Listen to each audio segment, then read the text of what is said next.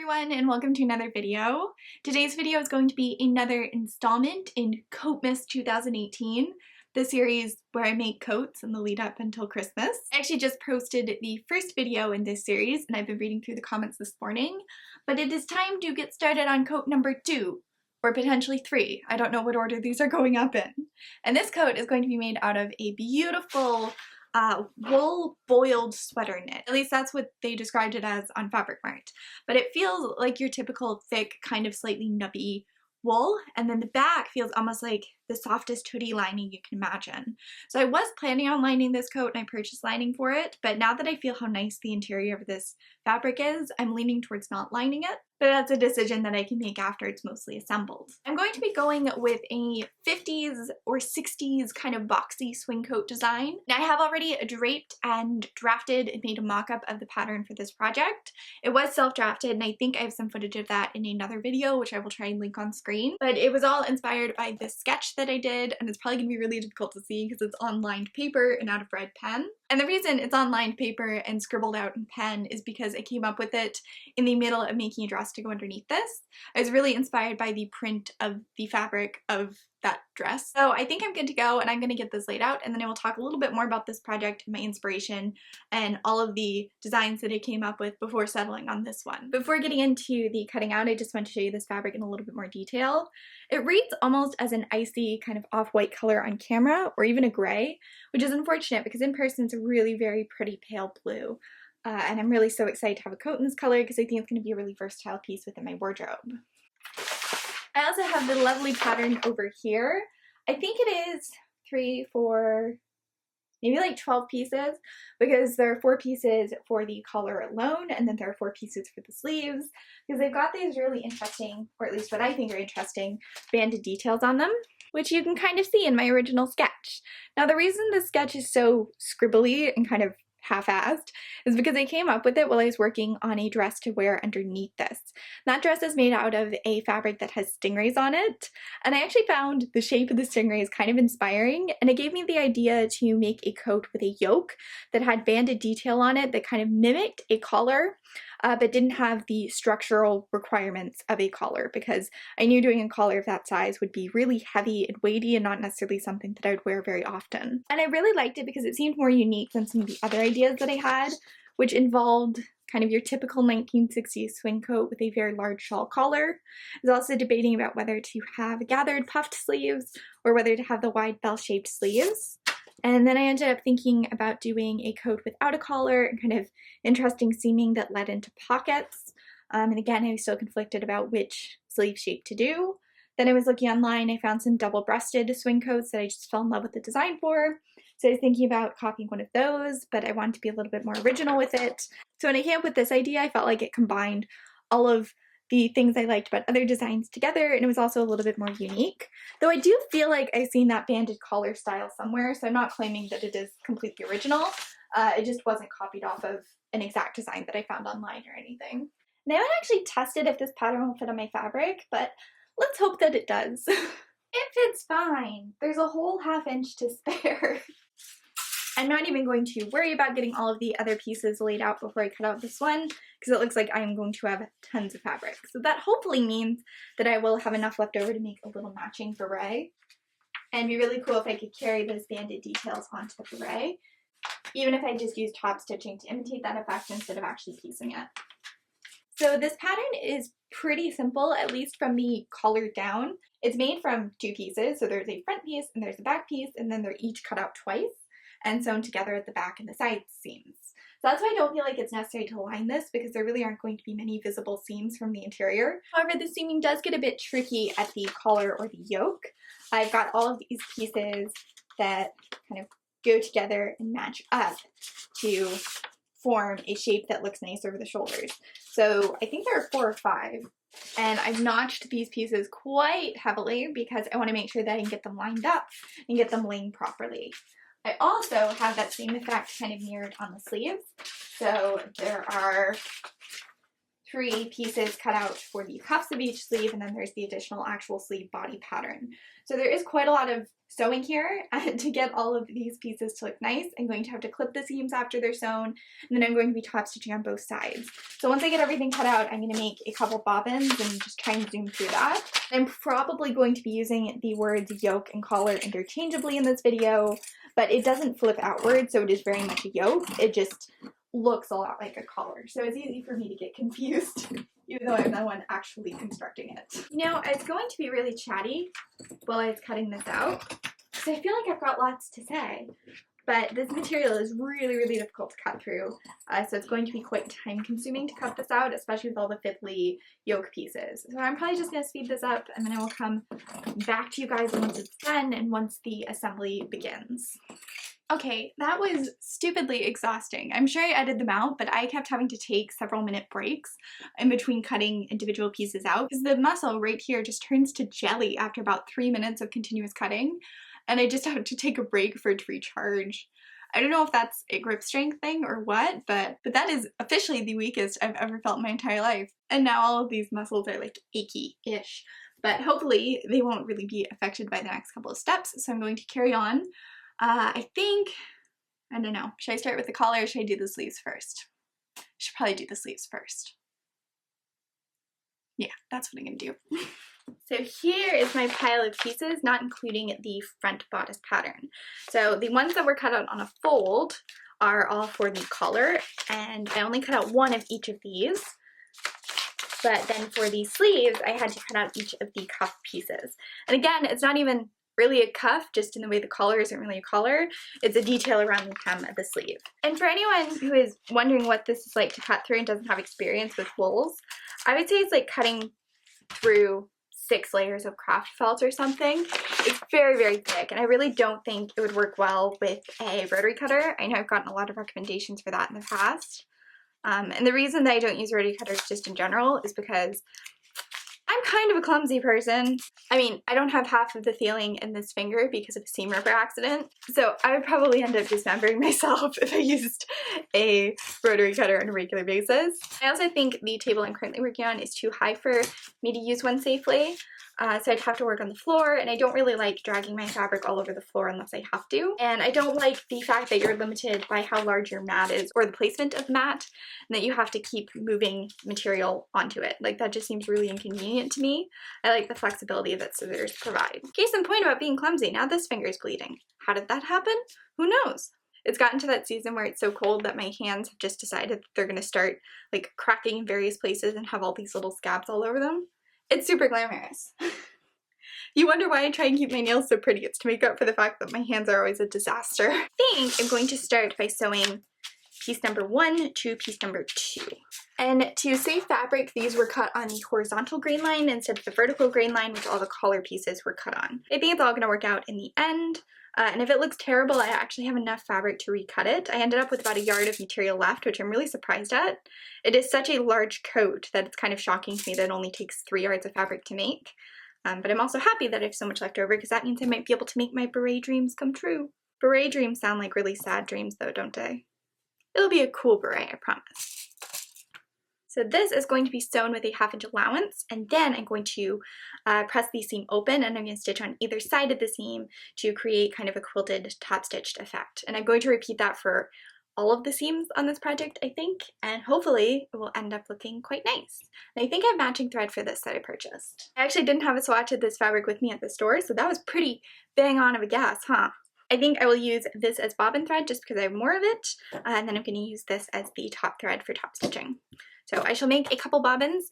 I'm going to get a band-aid for my finger that's bleeding, and then we can begin. I know this is a weird flex, but I just made a bobbin so hard that the sewing machine foot fell off.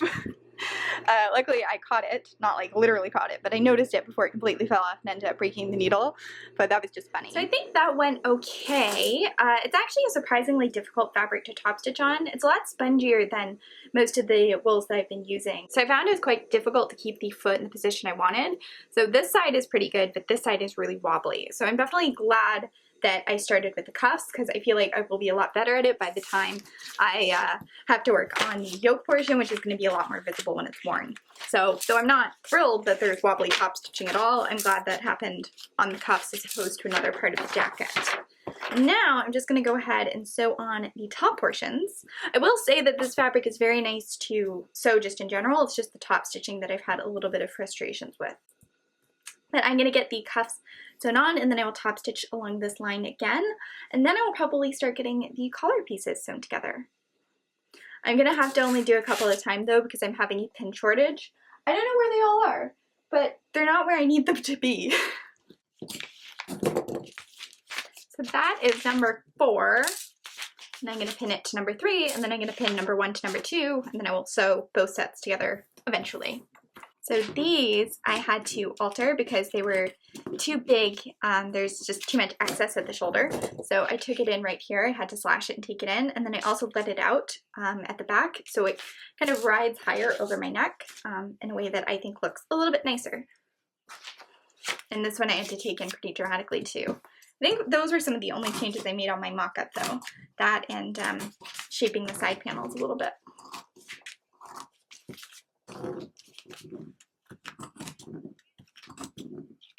It'll be interesting trying to get these sewn together.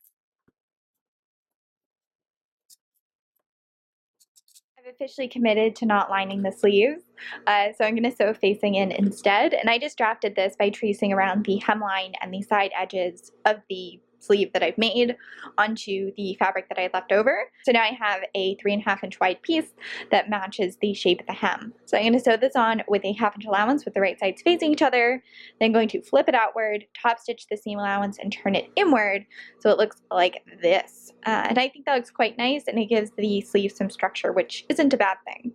And then I'm going to just turn the raw edge on the interior inward and whip stitch down by hand.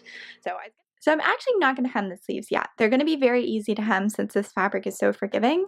So I'm going to put it off until I have it all assembled because I want the hems to be level, and to do that I need to figure out how low it's going to hang on the shoulder.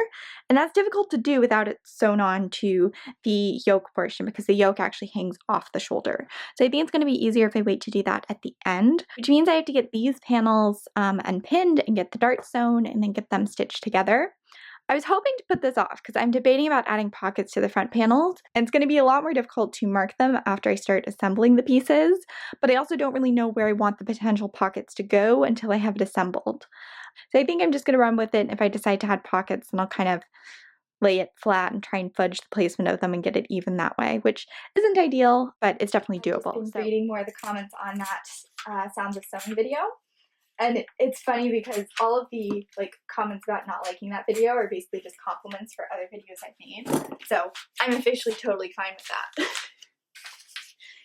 It's nice knowing that people appreciate my voiceovers because voiceovers are definitely my least favorite part of anything to do with making videos. Partially because I'm not someone with especially organized thoughts, so it's difficult for me to explain things concisely and clearly. And also because it's really, really difficult to make a voiceover sound, I guess, natural, because you're basically talking at a computer screen for between 20 minutes and an hour and 20 minutes. And it's difficult to maintain the same pitch and enthusiasm throughout a video. I find my voice gets really tired and really sore, and then it becomes kind of scratchy. So I have to be a lot more careful about things like vocal fry and upticks and everything like that. And I also find that I have to talk kind of unnaturally for them because I'm a pretty monotone person, especially when I'm reading at a computer screen. So it's kind of physically exhausting in addition to being somewhat exhausting for my voice. So I always kind of dread doing them, and then I always seem to get nice comments about them, but also people who really hate my voiceovers and hate just the tone of my voice and how I pronounce things, and then I have to listen to myself for 3 hours while I'm editing the voiceover, and it's just never a very pleasant part of the process. I think it's just natural that you're gonna like some parts of things more than others, but they're definitely not my favorite. They're hearing that a lot of people missed hearing my voiceover on that video is kind of sweet, though I'm sorry they didn't enjoy it. So now I'm just marking the darts on this front panel. I'm using colored pencil for this. I love colored pencils for marking things when there isn't the risk of bleed through. They are water soluble, so I wouldn't recommend using them on a garment that you washer or to even hand wash, but for something that is a dry clean only garment, they're really handy and they're much like stickier than chalk, so I find they mark things like wool a bit better. I was gonna say pro tip, but this definitely isn't a pro tip. This is like an amateur trick. Don't do this if you're professional. But if you lick the tip of the colored pencil, it makes it a lot softer and it marks the fabric easier. Alright, so I'm gonna go ahead and sew the darts and then sew up the side seams.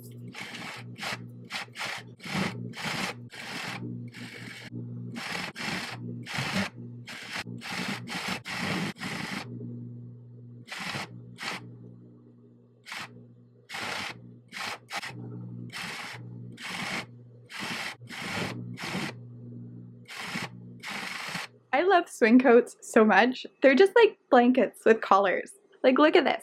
Don't you just want to wrap yourself up in it? I do. But there's still work to be done. I'm going to pin the sleeves on, I guess, and then pin the collar on and make sure that everything is looking okay before I sew the sleeves on. That's right, the sleeves get sewn on before the collar. So I would sew on the bottom half of the sleeve and then the collar would get sewn on around all the edges. But I want to make sure that everything fits okay first, even though there isn't a whole lot to fit here. Oh, and by the way, I left these little openings in the side seams because I'm thinking about adding a belt to this. I'm not 100% sure if I want to do that yet, but those openings are there, and if I change my mind, then they'll be really easy to close. But that opening looks bigger than this opening. I'm not sure why, so I might let this one out a little bit. We'll see. So I'm pretty happy with how that looks. I think I figured out what these sleeves remind me of too. They kind of remind me of the mink coats where they have kind of the rows of the hides going across the sleeves.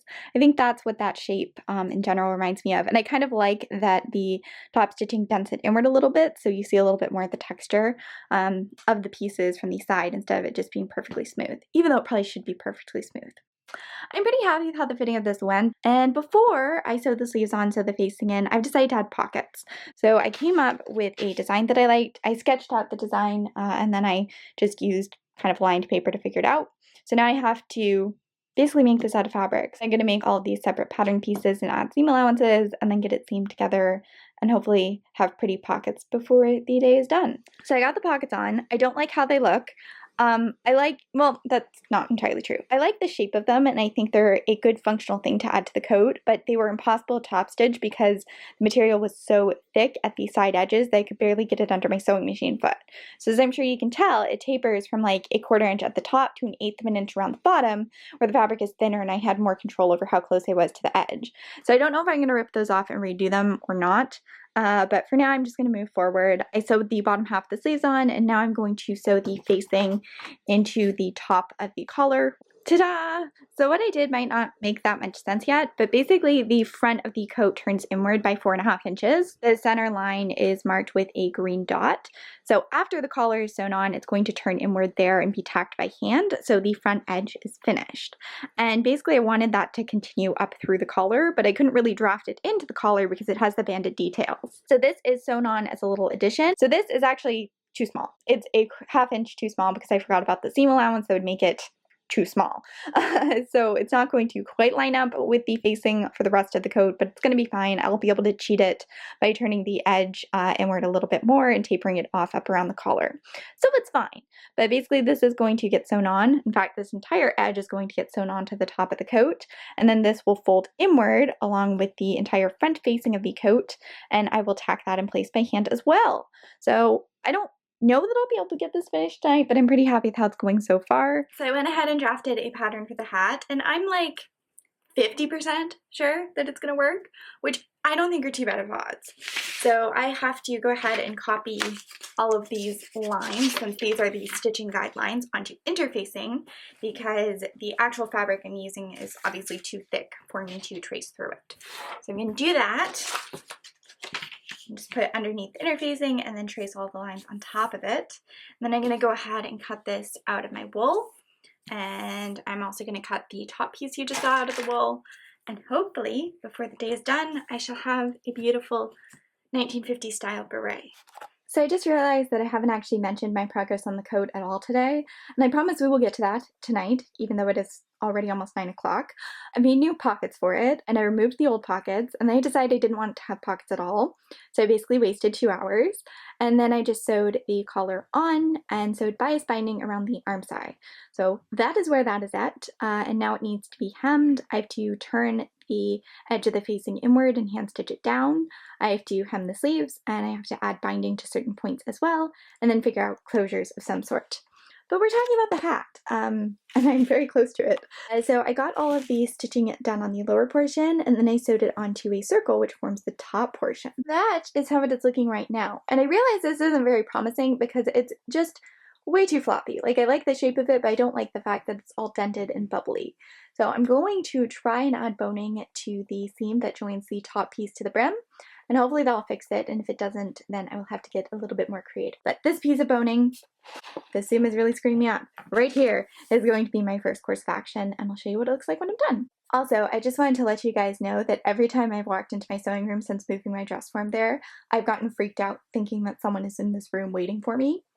And it's happened like 4 times, and there's no excuse for me getting freaked out by it 4 times, other than me being the least aware person in the universe. So that's nice. That looks so much better. It really holds its shape now, and I'm really happy with the size of it. I think it's going to be a really cute addition to this coat. Though I don't feel like this line of top stitching is perfectly even. It kind of bothers me, but I also don't really think anyone else is going to notice. And I am, for the most part, happy with how it turned out. If you'd like a more in-depth tutorial on doing something like this, like a structured beret, then let me know, because I could do that really, really easily. And now it is time to get back to work on the coat. I think while it's on the dress form, I'm going to go ahead and level the hem because it has been hanging for 2 days. So then I can actually get to hemming it, which would be nice. Actually, it looks like to level the hem, I just have to take an inch off the front panels, and the rest is hanging really nicely, which is awesome. But I did just want to show you the pockets and how these totally don't work with the overall lines of the jacket. They're just really bulky and out there. And I could add, oh, what are they called? Belted pockets. Basically, when you use the same technique as a bound buttonhole to create a pocket, and it's really low profile and difficult to see. But I don't think it needs pockets. It's a swing coat, so I really feel like anything that I add, even just the pocket lining and the weight from that, is going to affect the shape of it when it's worn. So I kind of want them to be visible or not there at all, and I'm leaning towards not there at all. So I just made a whole bunch of bias binding out of the remnants I had left over from the 1950s Sewing Through the Decades dress I made. It's a really cute tulip pink fabric, and I had seriously just the tiniest scraps left over, but I managed to crank out 4 yards of bias binding, and I sewed it around the hem of the coat after leveling it while it was on my dress form. I also sewed it around the join point between the yoke and the body of the coat. And I don't think I'm going to be able to line this, just because the lining has to be seamed, so I can't line it with a single piece of fabric. It needs to have these seams in it since they add to the shape of the coat. And I think it's going to end up being really bulky if I have lining with all of those seams, unless I use something like a cotton or flannel, but then it will have a different stretch, and I don't think it will look as nice when it's worn. So I think I'm just going to leave it as is, and if it really bothers me, then I can always line it in the future. So now, this camera battery is flashing, all of my batteries are dead, one moment, and we're back. So I'm going to hem this by 2.5 inches, and I'm going to tuck the facing portion inward first. So I'm just going to mark the center line, which is 4 inches away from the edge. So that's where it needs to be folded inward at the front. But I'm not going to fold it inward at the front yet. I'm going to fold it with the right sides facing each other. Make sure the fabric is creased at that center front point. And then I'm just going to tuck this edge outward. And now I'm going to measure 2.5 inches away from the bottom edge. I'm going to sew across that line. Now I'm going to clip excess fabric out of the fold, like so. Remove the pins and then turn this right side out. So that will encourage the facing to turn inward the correct amount, and also just encourage the hem in general. So now I'm going to repeat this on the other side and then mark a line. Did I say a 2-inch hem or a 2.5 inch hem? I guess it's going to have a 2-inch hem. Whoops! So then I'm going to mark a line 4 inches away from the bottom edge, and I'm just going to fold this fabric upward until it meets that point, and I will pin it down. I've officially run out of pins, which means I now have to hem all of this, and then I will do it the other side. I don't know what it is with my sewing room, but all of my pins have disappeared. So this was supposed to be the easy project for Coatmas, and it has not been easy. In fact, it has been by far the most difficult. I managed to get the bulk of it together on that first day, but the finishing work has proved to be almost impossible. And even though I'm using very small, very kind of sparse hand stitching to hem it, those stitches are causing denting in the front side of the fabric, which shows the lines of the facing turned inward. And it just does not look good. And every different technique I've used and thought might help has ended up failing. So I'm really not sure what to do about that. So I'm just working on the hat instead. And I'm getting the bow sewn onto it. I ended up making both bows last night. There's one that is going to go kind of on the yoke of the coat and cover up the closures. And then there's one that's going to go on the hat, and they are made from the exact same pattern, which I will show you in just a minute. And I also made a much smaller tube, which I'm going to use for loops, since I think the coat's can actually close with buttons instead of the hooks that I'd originally planned. So I'm just using 2 strands of thread to sew the bow onto the hat, because this is something I know I can do. Hemming the coat, not so sure about that since both my attempts have failed, but sewing on a bow I'm definitely capable of. So that is the hat done, and even if I'm not happy with the coat, I'm really pleased with this hat. I think it turned out adorably, and I think I want to make it, or make similar ones to match other coats that I've made, because it is so much more comfortable and easier to wear than a lot of the 1950s hats I have. I don't look particularly cute right now, but look how cute that hat is! I am so happy with it. I think I showed you the pattern for the brim earlier when I was cutting it out, but this is the pattern for the bow. So I just made it up, and it's an oval-y sort of thing, and it is folded in half. And then this edge is stitched across with the right sides facing each other, then it's turned right side out. And I left about 1 inch open here so I could turn it out evenly. And then I just used a rectangle that was sewn to a tube as the center of the bow to cover that. And when you kind of gather down at the center of it, it has a really cute shape, which is kind of flatter on the top and then more rounded on the bottom. You can either have the bow facing down like this, and kind of like a sad looking bow, or you can have it like this and it'd be a happy looking bow. Though all bows are inherently happy because they're adorable. So I have it facing upright on the hat, and then for the jacket I can have it facing downward. And I think it's really cute, and this fabric does such a good job of supporting it. So very pleased with that. Now I just have to get the coat to a point where I'm as happy with it as I am with the hat. Wish me luck on that one. So this is what I mean about the denting. I stitched the hem with really tiny whip stitches, and as you can probably tell, you can kind of see a line where the hem is, just because all the stitches that go through the top layer of fabric are putting pressure on it and creating that little denting that makes it visible. And I just hate how it looks, and I'm not really sure how to fix it. And I was having this problem around the front of the coat as well. So I tried a few different methods. I tried using running stitches, I tried using a cross stitch. I also tried hemming the edge of the facing independently and then just using a couple tacking stitches to sew it down, and it all just looks bad. So I think I'm going to try spacing the tacking stitches like 6 inches apart and see if that works.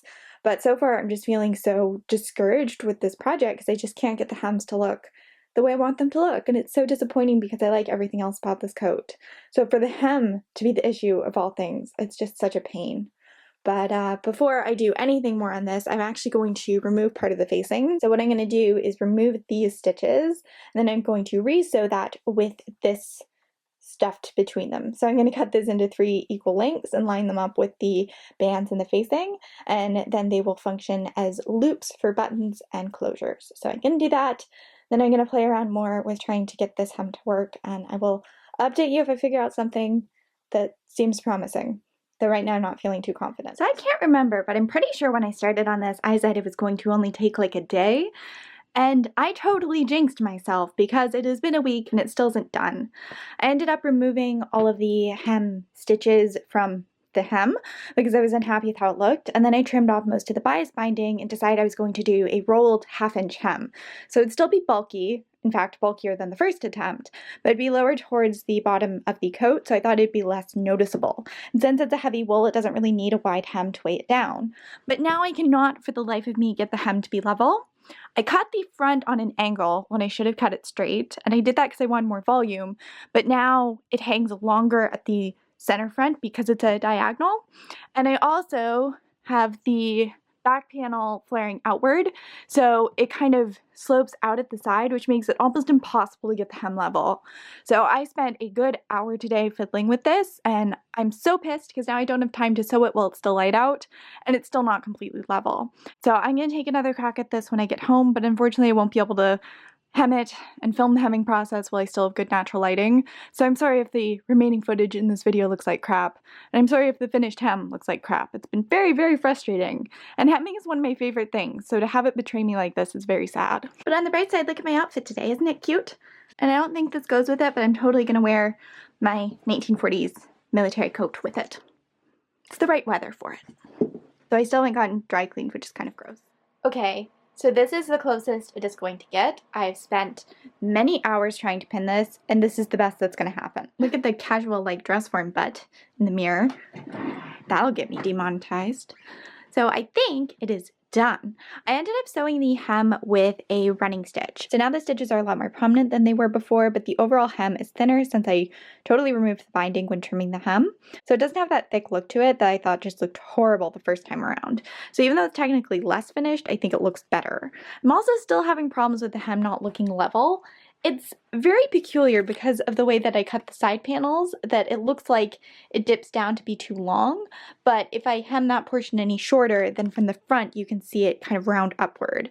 So I'm not really happy with the hem, but I think as happy as I'm going to be able to be with it. I'm really just not sure how to fix it, and at this point I just kind of want to get it done. The hem isn't attached to any interfacing or the facings or the lining or anything of that sort, so I can always change it in the future if it continues to bother me, but for now it is what it is. As for the sleeves, as you saw, I think I faced them, so I had this 4-inch wide facing, which you can kind of see in this one. And I was originally going to turn the top edge of that inward twice and then whip stitch it down, but I was worried I'd get that bulky effect on the hem again. So instead I actually just stitched in between the pieced panels at the cuff. So all the stitches are hidden. It's called stitching in the ditch. And yeah, I'm really quite pleased with it. Again, it doesn't hang perfectly at the front because I stupidly tapered these panels outward towards the hem instead of cutting them straight, but I've definitely learned my lesson on that, and now I know a little bit more about draping swing coats for the future. Then I also ended up adding the loops. I don't know if I filmed that, as well as some buttons that I covered by hand. And the final touch was the bow. So it's sewn on this side, and then on this side there's a little snap closure so I can get it on and off. And I used a relatively large snap, so it's not too difficult to get on and off. And of course it matches the bow on the hat, which I think is just adorable. The hat might be my favorite part of all of this, which is saying a lot because I really like the coat. Except for the hem. The hem is a problem. But something I don't know if I've talked about is that I actually left little portions of the side seam open, and that is so I can attach a belt, which means I have to make a belt. So I'm going to cut out a rectangle from material that I have left over, and then I'm just going to fold the edges inward and top stitch them down by machine, and I will show you what it looks like when I am finished. Also, I'm finally watching Victoria.